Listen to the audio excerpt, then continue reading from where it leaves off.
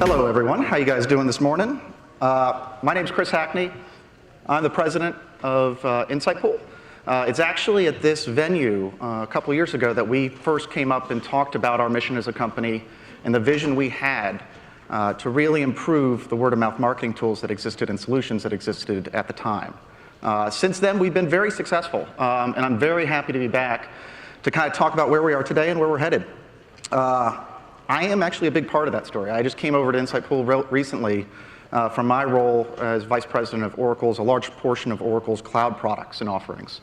And I had ended up there from a role, I was as part of the executive team of a successful startup in town called Vitru, who took a very similar social platform approach and turned that into a very nice, successful business and a nice, for us, $320 million exit with Oracle.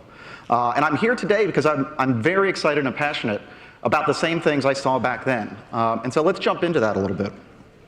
Let's see if that works. There we go. The pain point in our space is very simple. So it's cloud platforms, enterprise-level marketers we're working with. Their pain point is very, very clear. Consumers are tuning them out. Broad reach messages really don't work, and it's an acute pain point because they're being forced and asked to drive ROI greater than they ever were before. And so that drive for ROI with diminishing returns is where we come in. What this is doing is basically causing what we call the death of demographic marketing. And with the death of demographic marketing, broad reach marketing, what we're seeing is the rise and the birth of characteristic-based marketing. If anyone in the room is a marketer, I know a lot of you guys are investors, but you would know you have more data points available to you today than you've ever had before to go out and understand your consumer and understand what motivates them and drives their behavior. It's not their fault if they don't pay attention to you, it's your fault. Now, a lot of marketers know they need to play catch up on this, and that's where we come in. So what brings them to us, let's see if that works. There we go. Is to change that game for them. What we do really well is extremely complicated, and I don't have time in 6 minutes to talk about it, but what we do for brands is really simple. We go out in social arenas like Twitter, and we find their audience, okay? And we bring that audience to life for them. And we do it really well and really efficiently. And there's a complicated backstory to it, but when you think of it, we're very much like a DoubleClick for social. DoubleClick went out and solved this for online media 15, 20 years ago. And they transformed that market, and they benefited from that transformation the same way we're trying to transform this market today. It's a really big problem. And if we do it right, you start to drive really great results for marketers on whether it's engagement, whether it's conversion paths and taking action, or it's purchase, okay? Now, the DoubleClick example is a good one, and we think we're primed at the right space right now and the right time for it because there's some really big things happening in our category. You've had this growth of marketing automation on one side, so marketing technology, and you've had really good companies on the advertising side. And those things should really be coming together. You've got a lot of data, and the way you activate consumers should be happening through owned and paid channels. And that's what we're doing, and that's what we're really excited about. And a lot of companies talk billion-dollar games, but when they talk billions, we talk trillions. And it's easy to get there. Marketing tech alone should be $120 billion in 10 years. When you add in ad spending and the services that go with it, it's easily $1 trillion reshuffle of how marketing budgets are spent. And the technology companies that can drive that through the CMO and down are the ones that are going to become billion-dollar companies in these spaces. And that's what we're trying to do, is transform that industry and capture that market. Okay? We are already the partner of choice for most of the big brands out there. Home Depot, Coke, Cox, NBC Universal. We just signed a big deal with Comcast this week based on the work we did with NBC Universal Group, Comcast being their parent. So there's a nice cascade effect. We're getting great results. So let's dive into one of those. We do have a fun business, so I get to talk about fun stuff and use Lego people.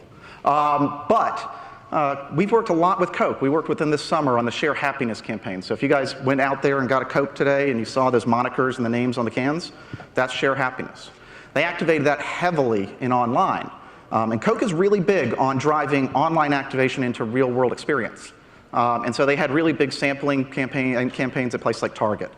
And they're doing baseline targeting, right? And baseline targeting is getting them this, so about 7 to 8% redemption rates. But we've worked with them in the past. They challenged us. And we said, hey, you guys are really good at finding the audiences that we can't discover on our own and bringing those to life. Can you help us here? And we did. And what you find is really cool insights in ways you mirror and optimize audiences. So for this campaign, we found that gamers highly over-indexed for activating this. We also found that millennials, and I don't know why this is an and statement still to this day, but our analysts tell me it is, but millennials who have engaged with both Taylor Swift and Justin Bieber previously, highly engaged with programs like this. And you take that audience and you start to drive it through your networks and you see results like this, 20% redemption rates at retail. And that's what gets Coke really, really excited to do work with us and other brands, okay? Coke's not the only one. We do all of NBC Universal's properties now based on the success we've had with them. So we can fairly say that we made Fast and the Furious more furious. We made Pitch Perfect more perfect this summer. And our signature one, 50 Shades of Grey, I'll leave that to your imagination.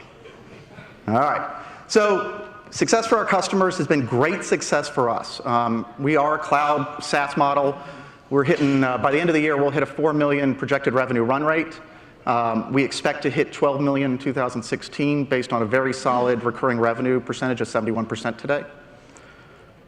But what we're really excited about is the transformational potential of what we're doing today and taking that into new areas. We really like the idea that taking mature marketing automation areas like email, for instance, with an exact target or an Eloqua, and feeding and nurturing an email chain into social and back again can get better results on both sides, and you should be breaking down those marketing automation barriers today. And that's what we're shooting for. Of course, it all comes together with a great team, same as everyone else up here. We're proud of our experience. We've got great advisors. We just picked up Michael Logan on the sprinkler side. And we've got great advisors who not only are investors. Investors are great from a money perspective. We've raised $7 million so far from a Series A in our convertible note. But folks like Pete Kite and the people who have been involved with it, he was on Check Free, have transformed industries themselves. And they see the potential of this with us and want to be a part of it. So we are going to the second half of 2016 looking at a Series B, 10 million plus. And I think Scott Thompson said it really well. We feel like, yesterday, we feel like we're at the top of the first inning, and we want partners to help us there. Thank you.